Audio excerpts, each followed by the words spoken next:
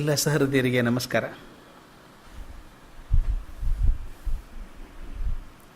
ಪೂಜ್ಯರಾದಂಥ doctor Ramaswamy ಅವರು ಹೇಳಿದ ಹಾಗೆ ಇದೊಂದು ಚಿಕ್ಕ ಉಪನಿಷತ್ತು, 18 ಮಂತ್ರಗಳಿಂದ ಕೂಡಿದ್ದು, ಆದರೆ ವ್ಯಾಪ್ತಿಯಲ್ಲಿ ಬಹು ದೊಡ್ಡದಾದದ್ದು ಅಂತ.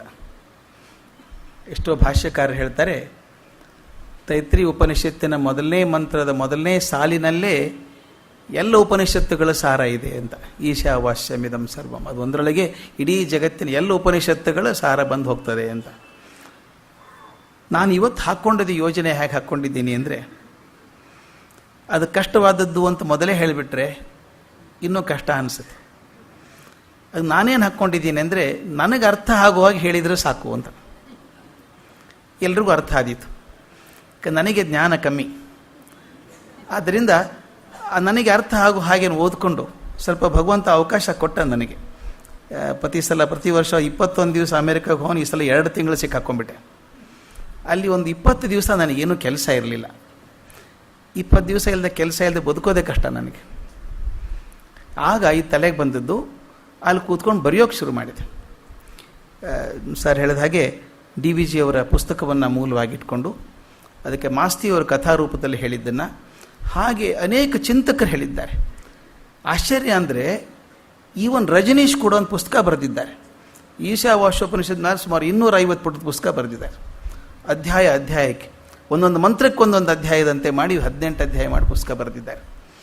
ರಾಮಕೃಷ್ಣ ಮಠದ ಸನ್ಯಾಸಿಗಳು ಬರೆದಿದ್ದಾರೆ, ಚಿನ್ಮಯ ಮಿಷನ್ ಅವರು ಬರೆದಿದ್ದಾರೆ. ಅದನ್ನೆಲ್ಲರೂ ಇಟ್ಕೊಂಡು ಓದಿದಾಗ ಅನಿಸಿದ್ದು ಅತ್ಯಂತ ಸಾರಭೂತವಾದದ್ದಿದೆ. ಸ್ವಲ್ಪ ತಿಳಿಯಾಗಿ ನಮ್ಮ ಮನಸ್ಸಿಗೆ ಹೊಂದಿಸ್ಕೊಂಡ್ರೆ ತುಂಬ ಪ್ರಯೋಜನ ಆಗುವಂಥದ್ದು ಅಂತ ಅನ್ನಿಸ್ತು. ನಾನು ಹಾಕ್ಕೊಂಡಿರೋದು ಹೀಗೆ, ಈಶಾವಾಸ್ಯ ಉಪನಿಷತ್ ಅಥವಾ ಅದನ್ನು ಈಶೋಪನಿಷತ್ತು ಅಂತೂ ಕರೀತಾರೆ. ನಾನು ಸ್ವಲ್ಪ ಹಿನ್ನೆಲೆಯಾಗಿ ಕೆಲವು ವಿಷಯಗಳನ್ನು ತಗೋಬೇಕು ಅಂದ್ಕೊಂಡಿದ್ದೇನೆ. ಅದು ಹೇಳಿದ್ನಲ್ಲ, ನನಗೆ ಅರ್ಥ ಆಗುವಾಗೆ ಆಗಲಿ ಅಂತ ಅನ್ನೋ ದೃಷ್ಟಿಯಿಂದ. ಉಪನಿಷತ್ತುಗಳು ವೇದಗಳ ಸಾರಭಾಗ ಅಂತ ಹೇಳ್ತೀವಿ ನಾವು. ವೇದದ ಸಾರಭಾಗ ಅದು. ಈ ವೇದದ ಉದ್ದೇಶ ಏನು? ವಿದ್ ಅಥವಾ ವೇದ ಅಂದರೆ ಜ್ಞಾನ ಅಂತ. ಜ್ಞಾನದ ಒಂದು ರಾಶಿ ಅದು. ಅಷ್ಟೊಂದು ಜ್ಞಾನದ ರಾಶಿ ಬರೋದಕ್ಕೆ ಕಾರಣ ಏನು? ಈ ವೇದಗಳ ಉದ್ದೇಶ ಏನಿದ್ದಿರಬೇಕು ಅವಾಗ ಬರಿಬೇಕಾದ್ರೆ?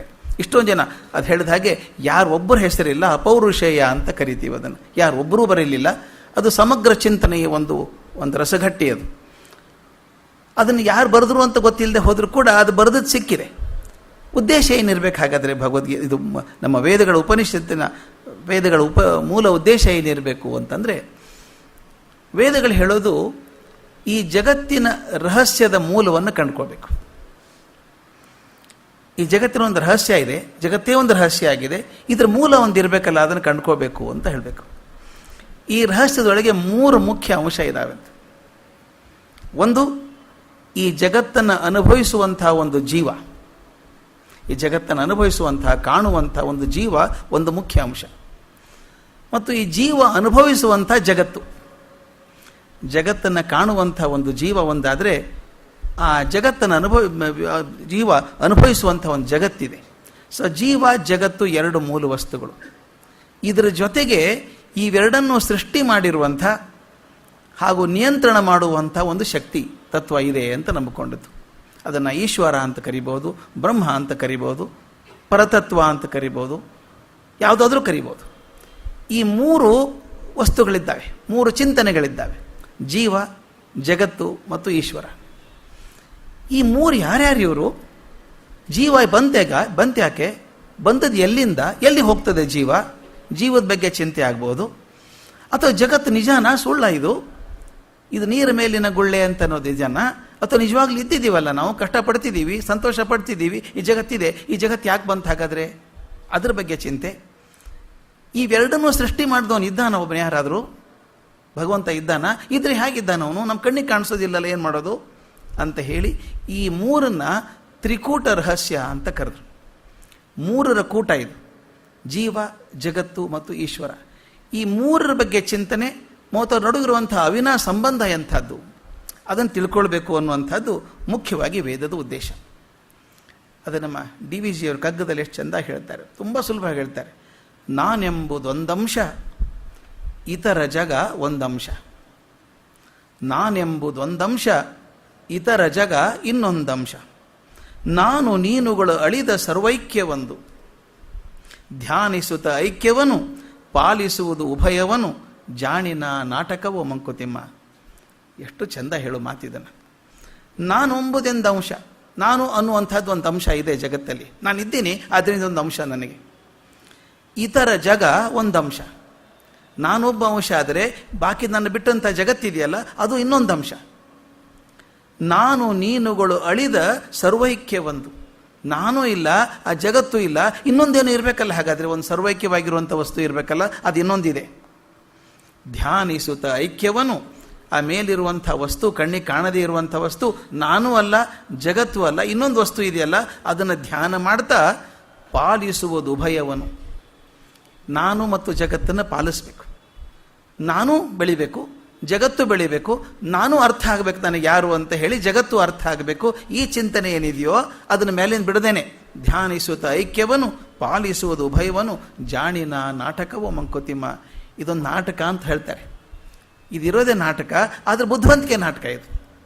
ನಾನು ಯಾರು ಅಂತ ಗೊತ್ತಾಗಬೇಕು, ಜಗತ್ತು ಯಾರು ಅಂತ ಗೊತ್ತಾಗಬೇಕು, ಇದ್ರ ಹಿಂದಿರುವಂಥ ಐಕ್ಯ ಆಗಿರುವಂಥ ಶಕ್ತಿ ಗೊತ್ತಾಗಬೇಕು.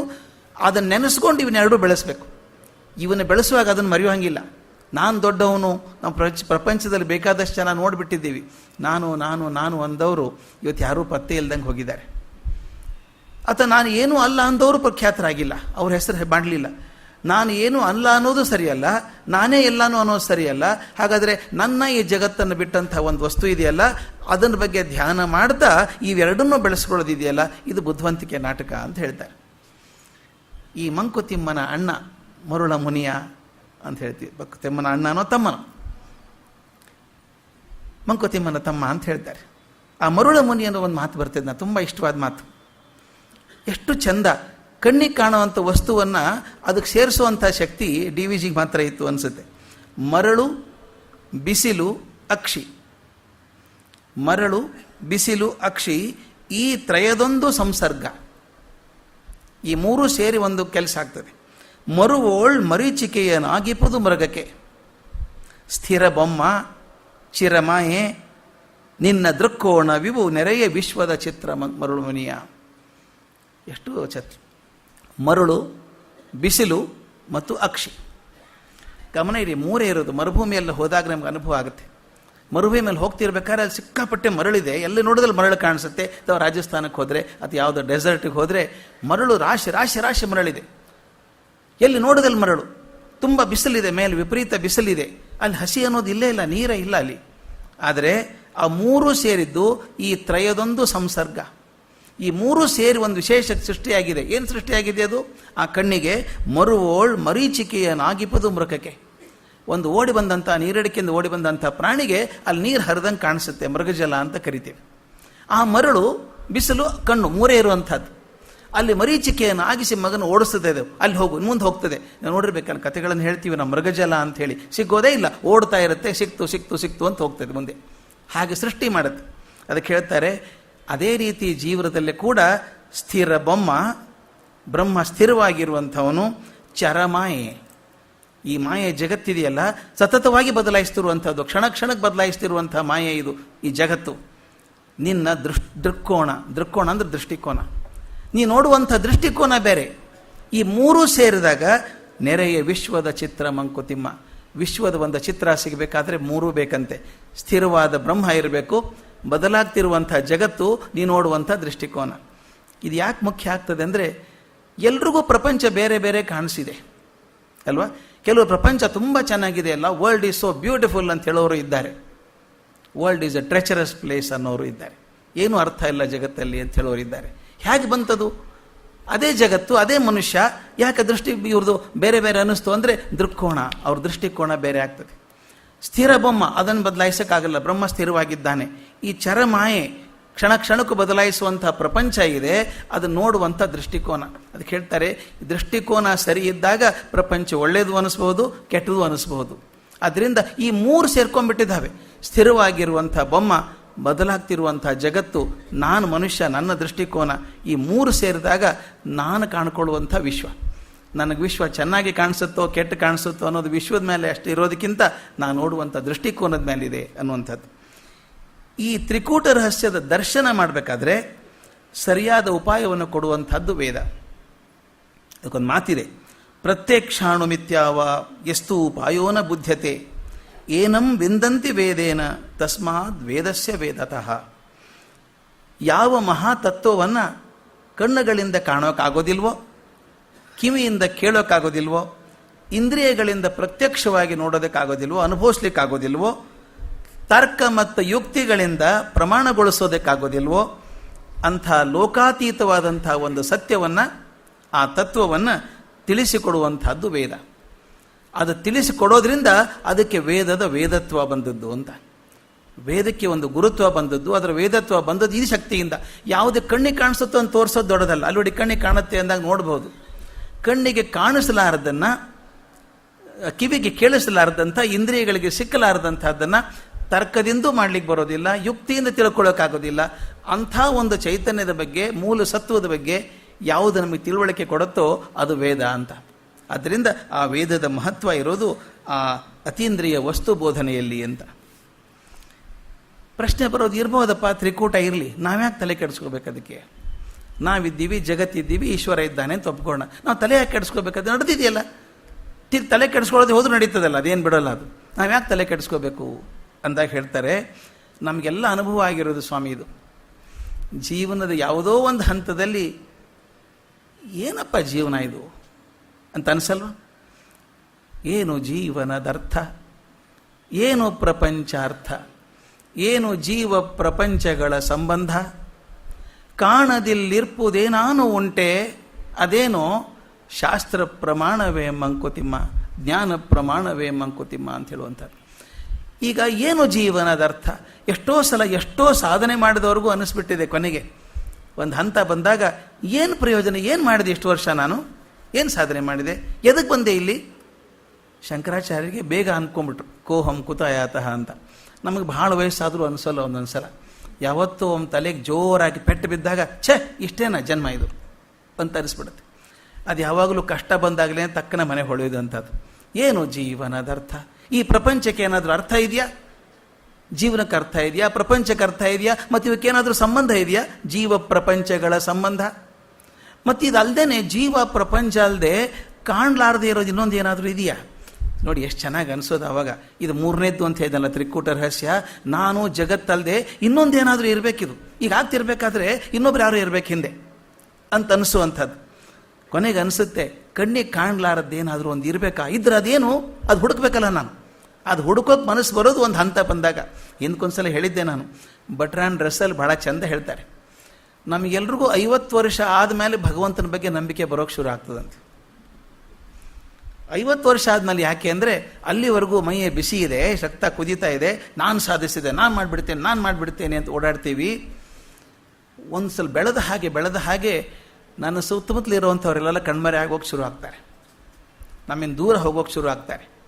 ಯಾರು ನಂಬೋರು ನಂಬ್ಕೊಂಡಿದ್ನೋ ಅವ್ರು ನಮ್ಮ ಕೈ ಬಿಟ್ಟು ದೂರ ಹೋಗ್ಬಿಡ್ತಾರೆ.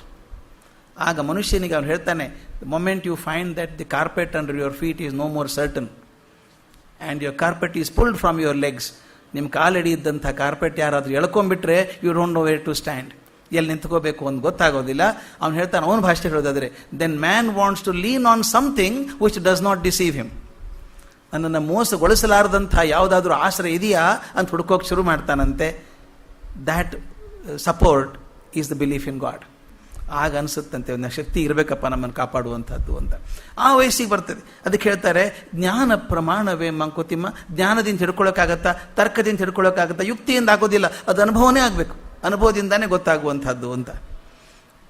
ನಮ್ಗೆ ಯಾಕೆ ಗೊತ್ತಾಗಲ್ಲ ಅಂದರೆ, ಎಲ್ಲ ಅರೆ ಬೆಳಕು, ಅರೆ ಸುಳಿವು, ಅರೆ ತಿಳಿವುಗಳಿಲ್ಲಿ. ನಮಗೆ ಸ್ಪಷ್ಟ ಕಲ್ಪನೆ ಬಂದಿಲ್ಲ. ಅರೆ ಬೆಳಕು, ಬೆಳಕೇ ಸರಿ ಇಲ್ಲ, ಕತ್ಲಿದೆ. ಅರೆ ಸುಳಿವು, ಸ್ಪಷ್ಟ ಚಿಂತೆ ಕಾಣಿಸ್ತಾ ಇಲ್ಲ, ಯಾರೋ ಹೋದಂಗೆ ಕಾಣಿಸುತ್ತೆ, ಯಾರೋ ಬಂದಂಗೆ ಕಾಣಿಸುತ್ತೆ, ಸ್ಪಷ್ಟ ಕಾಣಿಸೋಲ್ಲ. ಅರೆ ಸುಳಿವು, ಅರೆ ತಿಳಿವುಗಳಲ್ಲಿ ನಮ್ಮ ತಿಳಿವು ಕೂಡ ಅರೆ ತಿಳಿವಾಗಿದೆ. ಎಲ್ಲಿ ಪರಿಪೂರ್ಣವೋ ಅದನ್ನು ಅರಿಯುವ ತನಕ, ಯಾವುದು ಪರಿಪೂರ್ಣ ಸತ್ಯ ಅಂತಿದೆಯೋ ಅದನ್ನು ತಿಳಿಯೋ ತನಕ ನಮಗಿರುವಂಥದ್ದು ಅರೆ ಬೆಳಕು, ಅರೆ ಸುಳಿವು, ಅರೆ ತಿಳಿವು. ಈ ಥರ ಒದ್ದಾಡಿದ್ದೀವಿ. ಸೊಲ್ಲಿಸುವರಾರು ಸೃಷ್ಟಿಯ ಪೇಟಿಯೊಳಗುಟ್ಟ, ಆ ಪೆಟ್ಟಿಗೆಯೊಳಗಿದ್ದಂಥ ಗುಟ್ಟಿದೆಯಲ್ಲ ಅದನ್ನು ತಿಳಿಸೋರು ಯಾರು ನಮಗೆ? ಪೆಟ್ಟಿಗೆಯೊಳಗೆ ಕೂತ್ಬಿಟ್ಟಿದೆ ಗುಟ್ಟದು ಮ್ಯಾಲಿಂದೊಂದು, ಅದು ಎಲ್ಲಿದೆ ಅಂತ ಗೊತ್ತಿಲ್ಲ, ಹೇಗಿದೆ ಅಂತ ಗೊತ್ತಿಲ್ಲ, ಪೆಟ್ಟಿಗೆಯೊಳಗೆ ಇರೋದನ್ನು ತಿಳಿಸೋರು ಯಾರು ನಮಗೆ? ಅದಕ್ಕೆ ಎಷ್ಟು ಚೆನ್ನಾಗಿದೆ ನೋಡಿ. ಸೊಲ್ಲಿಸುವರಾರು ಸೃಷ್ಟಿಯ ಪೇಟ ಒಳಗುಟ್ಟ. ಆ ಪೆಟ್ಟಿಯೊಳಗಿದ್ದಂಥ ಒಳಗುಟ್ಟ ನಮ್ಗೆ ತಿಳಿಸುವಂಥವ್ರು ಯಾರು? ಎಲ್ಲ ಬಾಳು ರಹಸ್ಯ ಮಂಕುತಿಮ್ಮ. ಇಡೀ ಬಾಳೆ ರಹಸ್ಯ ಅನಿಸುತ್ತೆ.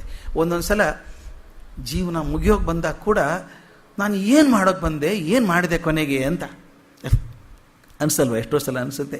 ಅದಕ್ಕೆ ನಾನು ಸಾಮಾನ್ಯವಾಗಿ ಹೇಳ್ತೀನಿ, ರಿಟೈರ್ಮೆಂಟ್ ಆಗೋಕೆ ಹತ್ತಿರ ಬಂದವ್ರನ್ನ ಕೇಳಿ ನೋಡಿ. ಇನ್ನೊಂದು ರಿಟೈರ್ ಹಾಕಿ ಒಂದು 6-7 ತಿಂಗಳಿದೆ ಅಂತ ಇಟ್ಕೊಳ್ಳಿ. ರಿಟೈರ್ ಆದಮೇಲೆ ಏನು ಮಾಡ್ತೀರಿ ಸರ್ ಅಂತ ಕೇಳಿ. ಅವ್ರೇನು ಆನ್ಸರ್ ಕೊಡ್ತಾರೆ ಗೊತ್ತಾ? 95% ಪೀಪಲ್ ಉತ್ತರ ಕೊಡೋದದು, ಇಷ್ಟು ದಿವಸ ಅವರು ಇವರು ಹೇಳಿದ್ದನ್ನು ಮಾಡಿ ಮಾಡಿ ಸಾಕಾಗಿ ಹೋಗಿದೆ, ಈಗ ನನಗೇನು ಬೇಕೋ ಅದನ್ನು ಮಾಡ್ತೀನಿ ಅಂತ. ಇಷ್ಟು ವರ್ಷ ನನಗೇನು ಬೇಕು ಅಂತ ಗೊತ್ತೇ ಆಗಿರಲಿಲ್ಲ, ಇನ್ನು ಮೇಲೆ ಹುಡ್ಕೋಕೆ ಶುರು ಮಾಡ್ಬೇಕು ನನಗೇನು ಬೇಕು ಅಂತ ಹೇಳಿ. ಅದಕ್ಕೆ ಹೇಳ್ತಾರೆ, ಈ ತ್ರಿಕೂಟ ರಹಸ್ಯ ತಿಳಿಯದ ಹೊರತು ನನ್ನ ಬದುಕಿನ ಉದ್ದೇಶ ಮತ್ತು ಅದನ್ನು ಸಾಧಿಸುವಂಥ ಉಪಾಯ ನಮ್ಗೆ ಹೊಳೆಯೋ ಸಾಧ್ಯ ಇಲ್ಲ. ಈ ತಿಳಿವುಗಳನ್ನು ನಮ್ಗೆ ಕೊಡುವಂಥದ್ದು ವೇದ. ಆ ವೇದಗಳನ್ನು ಸರಿಯಾಗಿ ಅಭ್ಯಾಸ ಮಾಡಿದಾಗ ಜೀವನದ ಉದ್ದೇಶ ಆಗಲಿ, ಆ ಉದ್ದೇಶಗಳನ್ನು ಸಾಧನೆ ಮಾಡುವಂಥ ಬಗೆಗಳಾಗಲಿ ನಮಗೆ ತಿಳಿಸ್ತದೆ ಅಂತ. ಬೇರೆ ದಾರಿ ನಮಗಿಲ್ಲ. ನಾಣ್ಯ ಪಂಥಾಹ, ಬೇರೆ ದಾರಿ ನಮಗೆ ಯಾವುದೂ ಇಲ್ಲ. ಅಥವಾ ಕೆಲವರು ನಮ್ಮ ದಾರಿನೇ ಬೇಡ್ರಿ, ಇದು ನಮ್ಮ ದಾರಿ ಬೇಡ, ನಾವು ಹುಡ್ಕೊಂಡು ಹೋಗ್ತೀವಿ ಅಂತ ಅನ್ನೋರು ಇದ್ದಾರೆ. ಇಲ್ಲ ಅಂತಲ್ಲ, ಏನೂ ತೊಂದರೆ ಇಲ್ಲ. DVG ಭಾಳ ಚಂದ ಬರೀತಾರೆ. ನೀವು ಪ್ರವಾಸಕ್ಕೆ ಹೊಂಟಿದ್ದೀರಿ, ಪ್ರವಾಸಕ್ಕೆ ಹೊಂಟಾಗ ರೋಡ್ ಮ್ಯಾಪ್ ಅಂತೊಂದಿರುತ್ತೆ. ರೋಡ್ ಮ್ಯಾಪ್ ಇದ್ದರೆ ಸ್ವಲ್ಪ ಕ್ಷೇಮ. ಈಗಂತೂ GPS ಬಂದಿದೆ. GPS ಹಾಕ್ಕೊಂಡು ಹೋದರೆ ಎಲ್ಲೋ ಮುಟ್ಟಿಸ್ತತೆ ನಿಮ್ಗೆ ಕರ್ಕೊಂಡು ಹೋಗ್ಯದು. ನಾನು GPS ಬೇಡ, ರೋಡ್ ಮ್ಯಾಪು ಬೇಡ ಅಂದರೆ ಆಗೋದು ನಷ್ಟ ಪ್ರವಾಸಿಗೆ, ಮತ್ತು ಯಾರಿಗೂ ಅಲ್ಲ. ಹೀಗೆ ಜೀವನಕ್ಕೊಂದು ರೋಡ್ ಮ್ಯಾಪ್ ಕೊಡುವಂಥದ್ದು ವೇದಗಳಾದ್ದರಿಂದ ಅದು ಇಟ್ಕೊಂಡು ಓದಿದರೆ ಸ್ವಲ್ಪ ಪ್ರಯೋಜನ ಆಗತ್ತೆ ಅಂತ ಹೇಳಿ.